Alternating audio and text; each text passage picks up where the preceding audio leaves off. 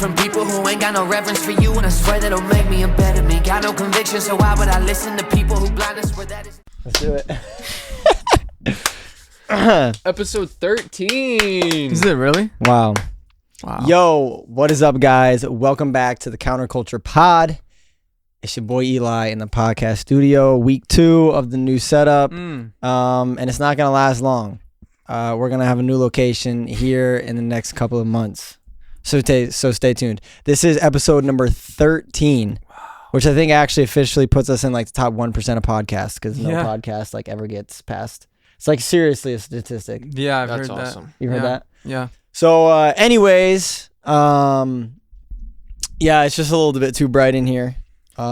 With my future on the wall. Oh. So I had to put the glasses on. No, these were actually a gift from my brother. I was his groomsman in his wedding this weekend. So, you know, I'm just showing a little bit of support. And he got me these earrings. So Wow. Comment down below how you rate the look. 1 out of 10. Yeah, we're getting some extra hate this week. 1 is lame, 10 is ultimate douchebag. Yeah. Rate me. Somewhere within that. Somewhere within that. And there's only one right answer. Tell them why we're getting a new podcast studio. That's a secret. Oh, wow. Okay. Okay. So what are we listening to today, Mitch? We are gonna be listening to Jordan Petersons recent interview with Elon Musk. Wow. Who's Elon Musk? Who's Jordan Peterson? Oh, okay. Elon Musk is a very wealthy man. Very wealthy man. Owns a few companies. Is he as wealthy as you? He's getting there. He's definitely getting there. Okay, I heard this statistic. I don't know if it's true. I heard, so he's like campaigning for Trump, and he's giving him like $45 million a month. Yep. I heard that if you make $100,000 a year in relativity to his net worth, income, etc., it would be as if you donated $18 a month. Isn't that insane? Making crazy. 6 figures, which like I understand 6 figures isn't like whoa anymore necessarily, but it's still, I work in finance. Let me just tell you, that's still a lot of money. Like most people don't make $100,000 a year. And so to the fact that if you made $100,000, it would be the equivalent of you giving $18 a month. 45 million is like a Netflix subscription for him That's insane. every month. That's It's insane. wild. That literally is okay. So So, yeah, as he's I was wealthy. saying, not quite to where I'm at. Okay. Yeah. So Jordan Peterson sits down with him, and they didn't even do this podcast on YouTube or anything. They did this interview on X or Twitter exclusively.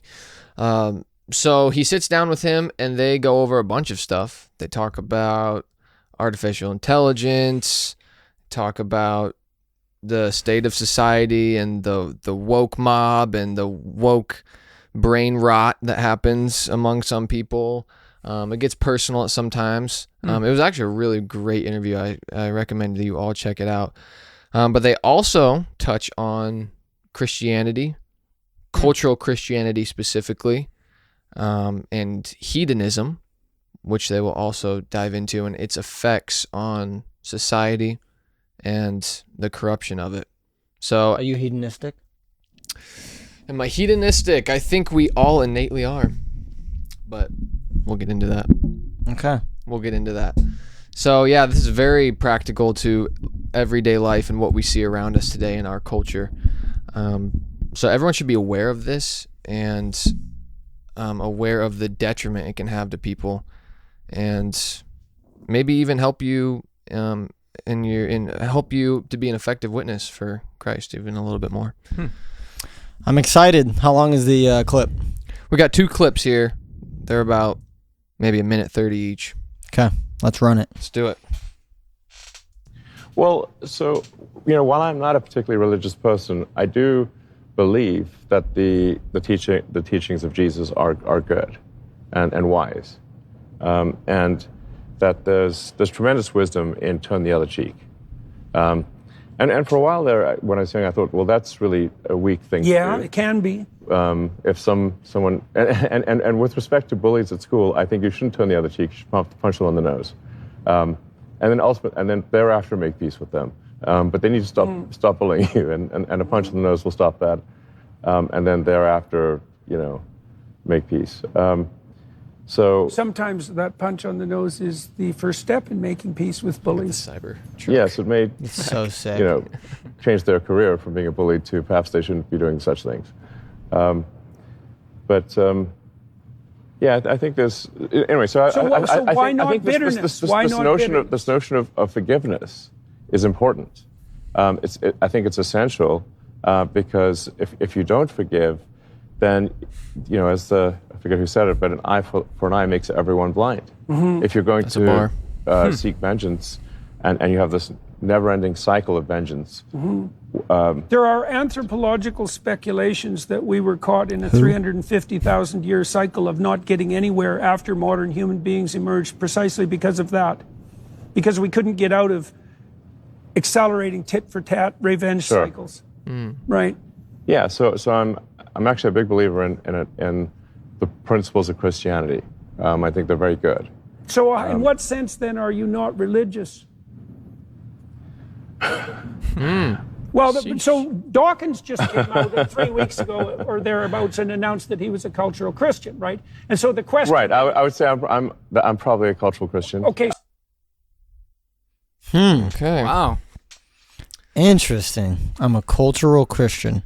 Any immediate thoughts, boys? I know this was your first time reacting. Yeah. Cultural Christian is a hot label in today's I would age. like to know what his definition That's what I was thinking. of a cultural Christian is. My inference is somebody who maybe agrees with the theology, with the values, with the morals that go along with Christianity as a religion, but maybe doesn't necessarily submit and surrender to God as Lord. That would be my guess. Which to that I would then say, to what end and for what purpose? Right? Because it's like, okay, so you're a good person, or you do good in the world, but it's like, why? Right? I mean, it becomes the ultimatum question. Well, what is the reason we're here? And I would like to kind of know his take on that, because everything else, really, who cares? Because if there is no heaven or hell, why does it matter how I treat you? Why does it matter if I don't just, you punch me, I kill you? Like, it doesn't matter, because we just go into the dirt and that's that. And, I won, I killed you, you punched me. So I don't know. Those are some of my immediate thoughts. I think his argument to that would just be like, it makes the world a better place. Yep. Yeah. Which, I mean, you could say the same thing. Like, why would you want to make the world a better place? What's the end goal? Who cares? You're going to die. What happens after that, right? Yeah, that's, and of course, extrapolating that conversation out, the why is that, Right. it eventually gets to that, like, okay, yeah, without God, everything's meaningless. But Yeah. in the context of that conversation, they are talking about on a societal level. So Elon would agree, just like they referenced, not Christopher Hitchens, Richard Dawkins, who just came out in a recent interview and said he refers to himself as a cultural Christian, even though he's one of the most profound atheist names out there. Because to their credit, Elon's credit, he realizes the value in the Christian ethics, the Christian moral teachings of Jesus, because he knows that if a society follows those, that will lead to the most thriving, fruitful, productive society. Right. Which makes, I agree. It makes sense, but I just think it's just so surface level. And for me, it's hard to like, why would you just want to stop there? Yeah, and that's a majority of America today. If there's a lot of agnostics and even atheists, as we just mentioned, like Richard Dawkins, who don't believe in God or don't know if there's a God, but yet they know that, doing, like turning the other cheek as an example in this video, or doing unto others that you would have done to yourself, or serving other people, charity, like these are all good things in America and society, but they don't really have a justification for those. but it's just ingrained in our culture that we work off a Christian framework, even though people don't surrender their lives to Jesus. Yeah. Which is Yeah. very ironic and quite crazy, Yeah. to be honest. Yep. Well, and my thought, and I'm sure that there's honestly like a sophisticated reason and logical answer to this, or rebuttal or refute, but it's like, if God is not sovereign, if God is not Lord, why in the heck would I want to follow one, okay, I mean, like, why would I want to follow one woman for one lifetime? Like, why would I not just want to sleep with every girl that I can?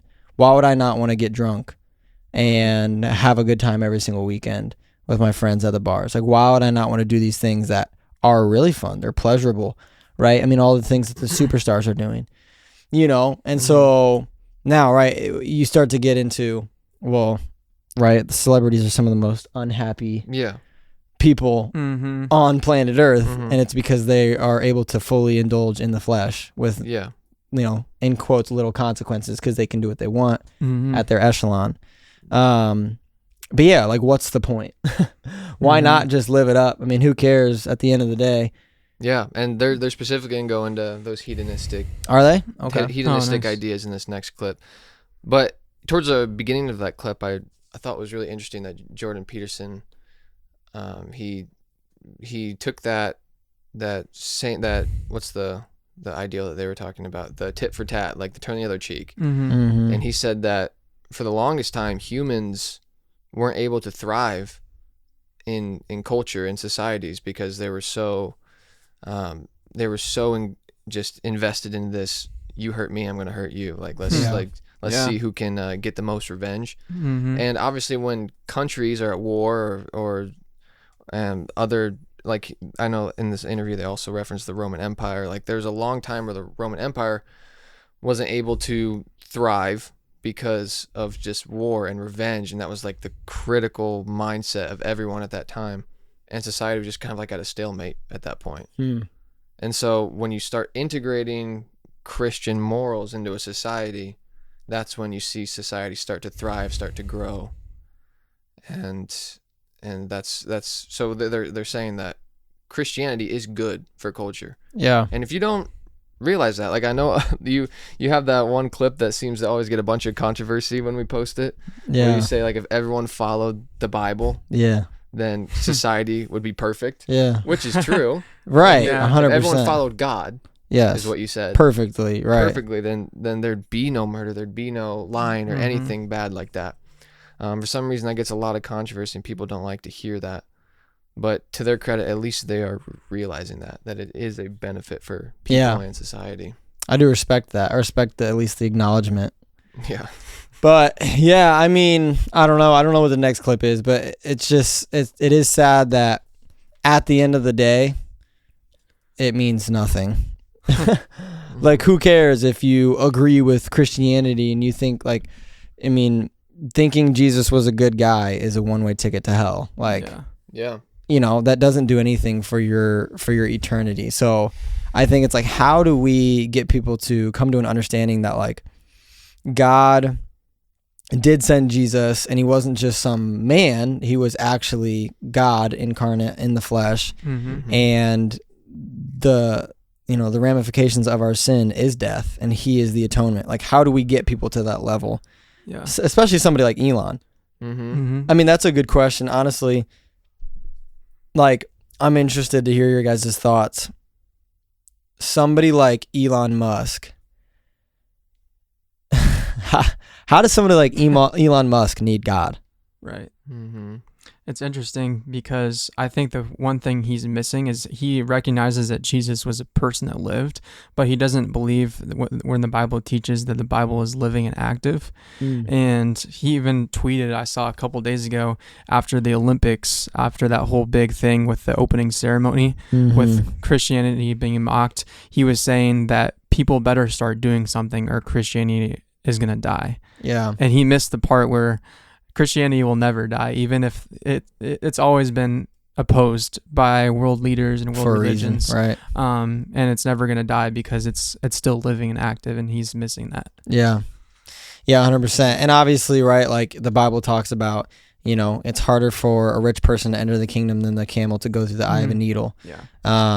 And you know, there's some disagreements on what that means, whether it's you know, a hyperbole and it's actually talking about a needle, or whether it's the entrance to a castle where a camel would have to strip off its, you know, its gear that it was wearing. But at the end of the day, I think the idea is that for somebody who has a lot on the earth, it's hard for them to evaluate a need for a God because they can control everything themselves. Because money is power. I mean, in today's society, and I think it always has been to a degree. Yeah. You know, he can do whatever he wants. I mean, he literally created. It's just funny. Like, I feel like NASA, you know, would go on these massive space missions, and it was like, you know, a ramp up for like 20 years. And Elon just like chucks missiles like wherever he wants, right? But like, that's the difference. I mean, he literally can do whatever. I mean, because he's probably he could buy NASA in cash probably right now. So, you know, I think for somebody like him, there has to be a realization that like everything is worthless without Christ. You know, for what good is it to benefit, or what does it benefit a man to gain the world but lose his soul? Yeah. Whatever that is, Mark 8:36-37. And I feel like the more abundance that you have, the harder it is to see that. You become a little bit more numb to it. You become a little bit more blinded and jaded to that. Yeah. And so the more time you spend clouded by riches, if you are not a Christian and you are living in the world, it becomes very hard to realize that it'll take something bigger or more massive than a regular person to get you to understand that this is actually leading to destruction, and it's not feeling of the void that you feel like everyone else feels. But the other huge thing in this clip, Jordan Peterson kind of stumps him, and it was funny. And because again, he's acknowledging, I believe that Jesus' teachings were good. I assume he believes Jesus was a real person. And so Jordan Peterson asks him, so in what sense are you not religious then, if you follow Christian religion, like the teachings? And so he had to pause, and he didn't really have an answer for that. And I feel like that's a lot of people in America today. They don't think they are religious, while at the same time working off of a Christian religious framework. Like you said in the beginning, they just haven't submitted their lives to Jesus.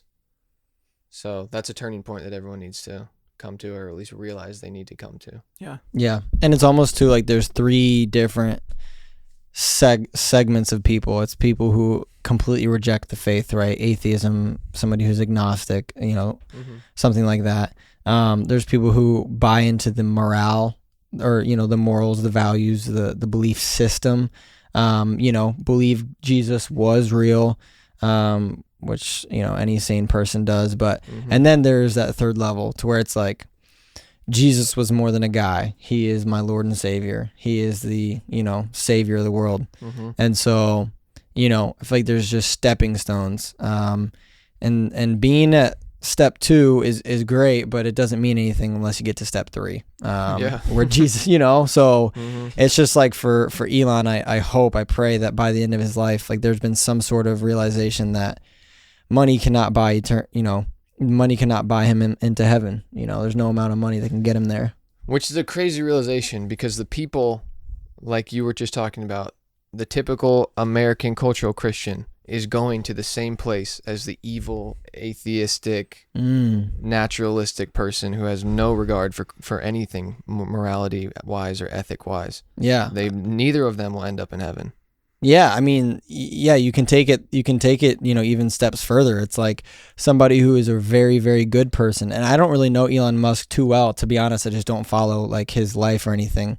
I'm assuming he's probably a good guy. I'm assuming he probably donates to charities. He probably does good things.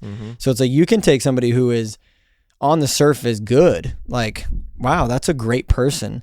And then you could take somebody like Jeffrey Dahmer, who was a literal serial killer and ate his victims and proclaimed Jesus in jail. Now, do I know if his proclamation was authentic or real? No, but the point is, if it was, he's in heaven, and the good person who did all of these things in vain and didn't actually trust Jesus as, you know, their Lord and Savior is not, which is so crazy.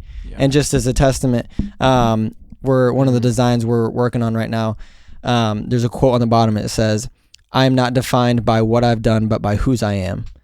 And I just think that's something that Christians have security in, because it's not about your past or your mistakes or anything like that. It's about, your identity in Christ, because he makes you a new creation. He wipes your slate clean, and you're born again, you're made new. So I just think that third step is crucial. And without that, there is no life. There's no eternity For sure. or in heaven. There's no eternity in heaven for you. So, Yeah, that's really good.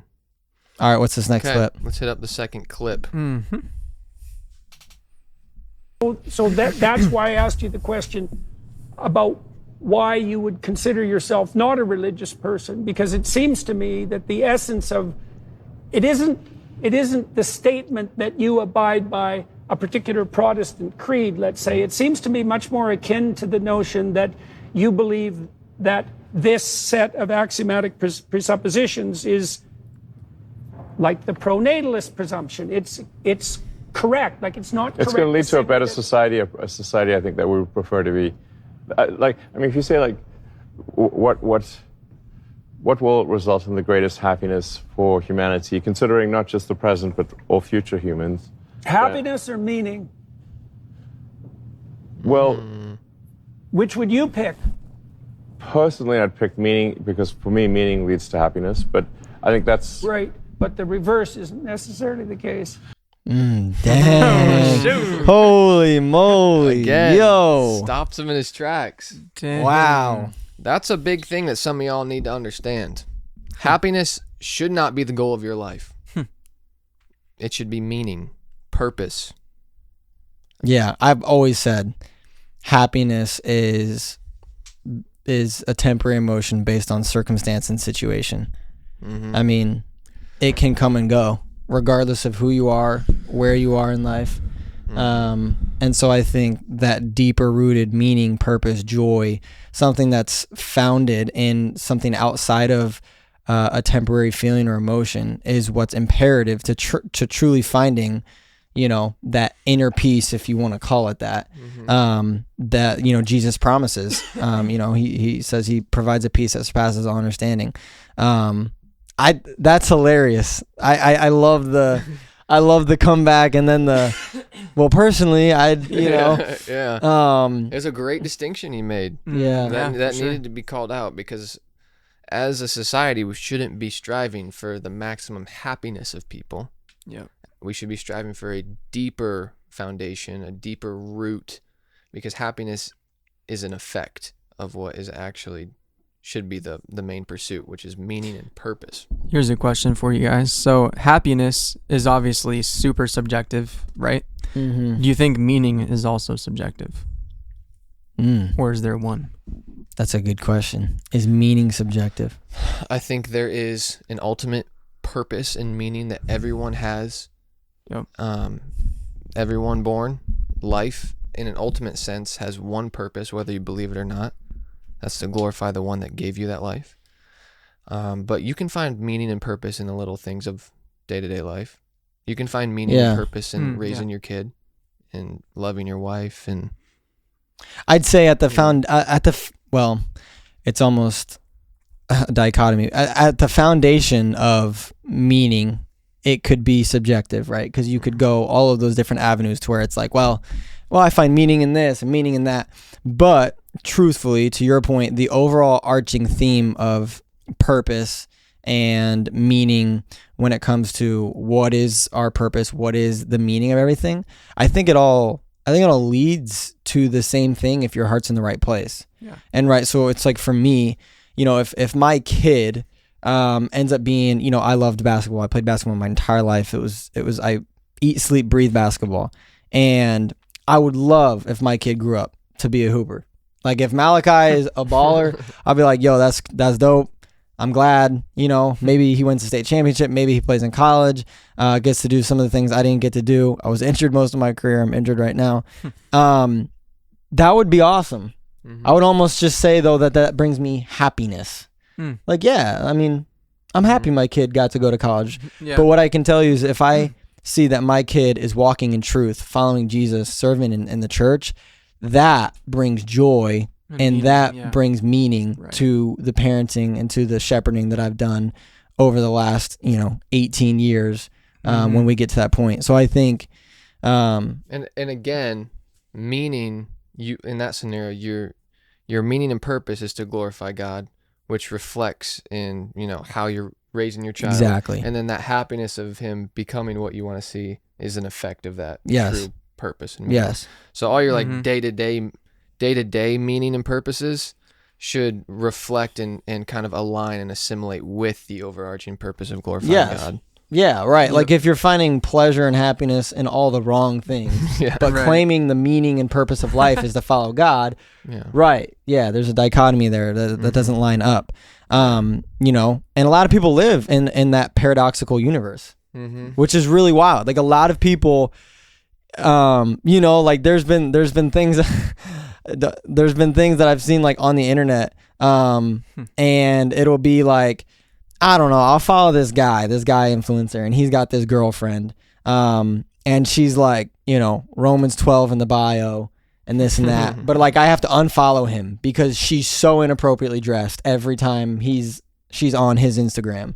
And you know what I mean? So you have that to where it's like the fruit that you're bearing in your life does not align with the truth and the things that you proclaim. Absolutely. And so, I think that's a hard reality that anybody, I don't care who you are, I face that. And when I face that on a daily basis of like, man, am I really living for God? I did this the other day, or I clicked this link, or I looked at this picture. It's like, man, it brings down your view of self. But I think in those moments, as we talked about earlier, right, it's not what I've done, it's whose I am. And so being able to speak that truth over yourself of like, I am going to fall short, but that's why God stepped in, because he's the ultimate atonement for all my sins, past, present, and future.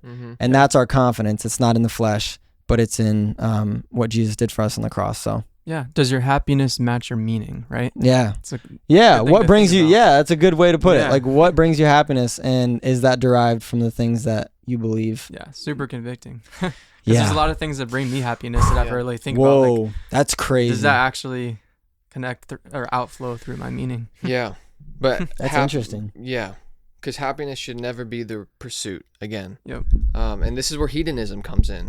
If you guys don't know, hedonism is a pursuit of fleshly desires, pursuit of gratification, and what makes you feel good in the moment. And this is where a majority, I'd say, of the world lives in, a hedonistic mindset. And like I said earlier in the episode, I think we are all born into hedonism. We are all born with a hedonistic mindset. What can I get from myself? What can I do to make myself feel good in this moment? What can I do to get satisfaction here, which will propel me to this next stage in life to get satisfaction here? Yeah. Like without Jesus, without the Holy Spirit, that's where all of us would be in. Yeah. And even as Christians, we still have to battle with that hedonistic mindset of pursuing selfish desires. There's there's so much to be said. Every aspect of society is being diminished and destroyed by this idea of pleasure seeking, instant gratification. If you know what I mean? Like if you really go down to like the granular aspect of everything, it's like people want what they want to feel good, they want to look good. Everything's about image, everything's about feeling good in the moment, pleasure. If people were to buy into that delayed gratification, if people were to buy into like the long-term benefit versus the short-term pleasure, dude, it'd be a different world. Like I think people underestimate what that does to your life. Yeah. Absolutely. And you should never center society around hedonism. Like that will end in corruption. That will end in your society not thriving. Yeah. Which is the context of that conversation. And pursuing that stuff, whatever your flesh desires, is not going to lead to a fruitful life. And what I want to point out is that people, if you are listening to this and you're watching this and you would consider yourself agnostic or atheist, you don't subscribe to a religion, you actually do, because you are subscribed to the religion of hedonism. Everyone. Yeah, yeah, and we've talked about this before though. Yeah. Like everyone worships something. And you know, you can try and refute it all you want, but you either worship God, your career, a status, yourself. Yeah. Like there is something in the universe that you are worshiping, and oftentimes it can be brought to light when you really reflect on where are my priorities, where do I spend my time, where do I spend my money, my energy, you know, what are the deepest desires of my heart? You know, like at the end of the day, like when I lay my head on my pillow, what do I want to be known for? What do I want, you know? I mean, there's, you know, LeBron James, I'm sure wants to be known as the greatest basketball player of all time. He's not, unfortunately, because that's Kobe Bryant. But anyways, right. And so everybody has this like desire. And I think it's important to evaluate what is that desire for you. Because if you're not a Christian, I think especially if you're a Christian, because if you are a Christian, it's going to open your eyes to like, what are the idols in my life? Because for me, right, if I'm being honest, like it'd be really, really nice to make $500,000 a year. Like that'd be awesome. Yeah. Like, you know, and it'd be really easy to make that like a benchmark of like, well, dude, once I hit $500,000 a year, like, but it's like, I just got done talking with somebody who's making $500,000 a year 2 days ago, or actually yesterday, and he has problems, right? Like his life was not solved. Like it wasn't like his Rubik's Cube was completed and all sides matched and everything was, you know, congruent. Yeah. The reality is that in this world, you're going to have troubles. Behold, I've overcome the world. That's why faith in a God is so important, is because you need to have that deeper rooted foundation, because we do live in a hedonistic world, and there's sin and there's death and there's plagues and there's sickness, you know, there's anxiety, depression, suicide, right? There's all of these things that are a product of sin. And so if you don't understand that there is something bigger than this world, if there's something outside of it with greater power, and you just, you know, then I think you run into a massive roadblock in that searching for meaning and purpose, that it's going to be pretty much impossible to get over. Yeah.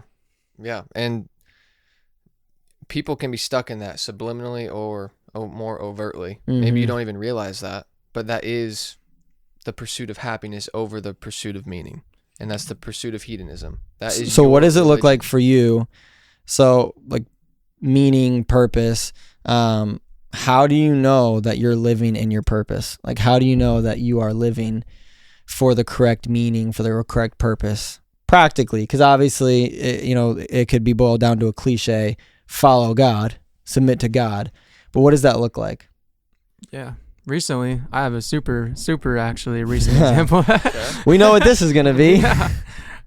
So I left my job actually last week. Yep. And I'm not going to say how much I was making at the job, but I'm just going to say I was comfortable. I thought I had it figured out for at least a couple years. Being in finance, you made more than most people in America do. Yeah. So I was super blessed, and I just came to the realization that my life, at least at this stage in my life, I wanted to use that to serve God. And so I quit my job and I'm now working in full-time ministry, also doing some other stuff on the side. But more importantly, just the fact that, not to brag or anything like that, because some people, maybe they want to do that, they don't have the opportunity at the time. And maybe some people are given the opportunity but choose to stay where they're at, and that's also the fine too, because that person's probably also glorifying God. But I was able to do that in a way that just kind of reminded me, like, hey, God's in control. Even my house, like, I don't know what's going to go on with that, and I'm just trusting God that He's going to provide. So it's a perfect example, and I'm glad you brought that up. Because I think, like if you guys knew the granular details, like I've told him multiple times, like his faith just in God, trusting that God will provide, trusting that God's plan is sovereign, and following the call in his life is like just insanely inspiring. It's incredible. Because for me, I can tell you right now, like with where I'm at with my job, I'm also, You know, I'm also at a job where it's like, man, I feel comfortable. Like this is, you know, God has blessed me with a job that's been able to provide for my family and give us excess to pour into my company. I can't even fathom. Like doing what you did. I genuinely can't. And so just the fact that like but I think your point is this, like you could have continued to chase what most people in this world value. Right. The nice job, the nice paying salary, the comfortability. But you felt a call on your life to serve in full-time ministry, which is like, to your point, is not everybody's calling, but you felt that call. And so you put aside feelings, emotions, you put aside those things that I guarantee you were feeling. And even logic. Like right. To most people, you put aside logic to pursue what you believe was your purpose. And I'm not saying this in like you find your purpose and your truth. That's not what I'm saying. But what I'm saying is that when God's glory is your ultimate goal, your life and the fruit of your life should be reflecting that. And so as I'm answering the question that I presented, it's like, what does it look like to follow God, be called to your purpose? It looks like serving God and bringing him glory, which is the ultimate purpose. Because everybody's path is going to look different, but the end goal just needs to be the same. God's glory. And so you're doing music. I'm not a musician. I would never ever blow up in music because I suck, right? But it's like God's given you that talent, he's given you that gift, and so you're using that as a platform and an opportunity to bring people in, show them the truth of the gospel, and expand his kingdom. I'm doing the same thing with clothes.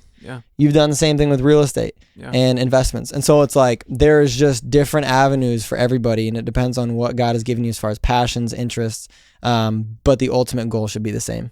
For sure. Absolutely. I like that. There's literally a guideline or a map, a blueprint laid out in the Bible for how to live a purposeful and meaningful life to glorify God. So somebody's listening to this. They're, I don't know, 20 years old, in college, getting a liberal arts degree from DMAC, a community college. And they're like, dude, okay, great. You were super blessed with music. Well, so were you. You were super blessed with music.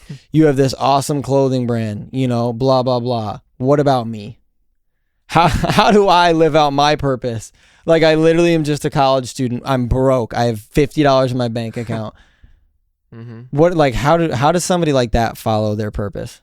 Well, when I was making $15 an hour in high school and college, my sole purpose when I walked into the workplace was, who can I talk to today about Christ? And so I had a few opportunities just talking to coworkers. So I would say, like, wherever you're at, that's at least one thing you can do. And if you're not doing that, you're missing out on meaning and also happiness, because you're going to get that joy from sharing the gospel with others. Mitch, what are you going to say? I would say that you can glorify God just as much as a broke college student doing nothing with your life. Maybe you're at a standstill with your career. You don't know what your life is going to turn out to. You don't know which path to take. But maybe you're just working a job. You can glorify God just as much as someone with $1 billion who is gifted in 18 different ways that you aren't. And it's not as glamorous. You're not going to be able to Instagram your purpose. That might be what you initially think, like, oh, living in my purpose, that'll be really cool on an Instagram timeline. No, glorifying God isn't always glamorous, but it's in the minute details of your thought life and in your actions with people around you that anyone can do at any stage in life. And literally open the Bible, start in the New Testament. Hear from Jesus, hear from the disciples who literally talked to Jesus, and know the definition of a meaningful life and what it's about. They literally tell you what to do in your life. If you're doing that, that's you're living in God's purpose for your life. And that is way better than some millionaire who doesn't know anything about God. I think, like, boiled down, God looks at the heart. Yes. Obedience is not determined by the outcome. Like, your call to bringing God glory is not any less if you have $50 in your bank account versus somebody who has $1 million in their bank account. And so I think coming to the realization that God's desire for you is to pursue him with all that you are and with all that you have, no matter who you are. And when you're able to come to that realization, all of a sudden you take all of that extra away. You take away all the things that you think disqualify you. Take all the way the things that you think you're not good at, and you just say, God, here I am. Use me. Use me for your kingdom. Use me to share the gospel. Use me to make an impact in other people's lives. And like you said, that's the purpose that we're called to. And they lay out the foundation of that in the Gospels, right? It says, Matthew 28:19-20, go and make disciples of every nation, baptizing them in the name of the Father, the Son, and the Holy Spirit. Teach them to observe all I've commanded, and I'll be with you to the end of the age. Like, there you go. You know what I mean? Like, go on mission. Live like Jesus. Flee sexual immorality. Pursue peace. Live in the fruit of the Spirit. Like, there are so many ways that God has given us these frameworks to follow him and live according to the purpose that he has laid out for us. And I think it takes intentionality, and I think it takes, a commitment to actually becoming who God wants you to be, through prayer, through the reading of the word, through being in community, serving in your church. And a lot of people, unfortunately, just stop at the thought of what is my purpose, and they never take that next step. And unfortunately, the next step is really the catapult. It really is. Like, once you get plugged into the community and you're surrounded by people who love Jesus and are following him, and you're surrounded by people who are asking you what you're reading in your Bible and how they can pray for you, like, bro, the game gets easier. Like, it does. Like, individual Christian living is failed Christian living, my dad always said growing up. So I think if you're in that position and you're like, what is God's call in my life? It's to be faithful where you're at with what you have. Yeah, just as simple as that. I love that. I think the big takeaways from this episode are: don't pursue happiness, pursue meaning and purpose found in Jesus alone. Don't be a cultural Christian. Take that morality that you already live by seriously, take it to the next level, and actually submit to where that comes from. Yep. And live in accordance with that. And screw hedonism. Deny that. Screw hedonism. Wow. Deny the flesh. I can make a totally non-religious argument, many non-religious arguments for why hedonism leads to destruction without ever talking about God. Yeah. It's just bad. And we live in a culture filled with it. Yeah. And, as I said earlier, like, the celebrities, I was listening to MGK on my way home from work today. Okay. Just because you put me on to that one song, and Country road. Yeah, Lonely Road. Yeah. So, one of the songs that just played next was, I don't know, some song that he had written. And in it is just talking about, like, how where he's gotten in life has actually just led to, like, all of these problems. He's like, all of this status has just led to, like, anxiety, depression, suicide. Like, so it's like it didn't change anything in a positive direction for him, even though he has the notoriety, the fame, the success. And so I think, if you're watching this, to conclude, ask yourself, to what end? Like, what then? As Mitch said, what is going to happen once you reach your dream or your ideal career or salary number? I can tell you what happens. You're going to want more, and it's never going to satisfy you. Jesus Christ is the only thing that brings true satisfaction to your soul. And we see that practically being played out all the time in celebrities' lives. We talked about the Tom Brady interview. People who chase echelon success and status, the things the culture promotes, end up leaving less satisfied than they were beforehand. Absolutely.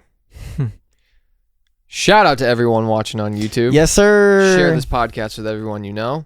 That will severely help us. We need that. We need it. We need that. Also, this podcast is sponsored by uncertified.co. Uncertified.co. That's our website. Check it out. Subscribe to our email list. Follow us on Instagram, uncertified.co. We are a lifestyle clothing brand that is desiring to share the gospel and create conversations through the clothes that we create. Absolutely. Very cool. Also, for my shameless plug, just had a song come out. Just had a song come out last Friday. It's called Bomb Pop by Mitch. Look it up on all streaming services. Ooh. Follow me on Instagram. Best song of the summer. Take your summer to the next level with Bomb Pop from Mitch.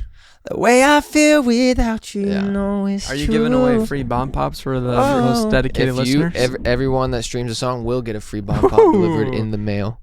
Imagine, have you seen that? Like the Instagram accounts that's like, I'll send a glizzy to every person that follows me or something like I don't know if it's actually a glizzy, but like I've seen it. And like, bro, people be posting like, in the mail, I got this. Crazy. That's wild, actually. Yeah, it's kind of funny. All right, guys, thank you so much for tuning in. We appreciate it. Subscribe. Make sure you tune in to the next episodes. We have a bunch of good stuff coming. We Yep. don't want you to miss it. Oh, yes. Much love. Peace. See ya. See ya.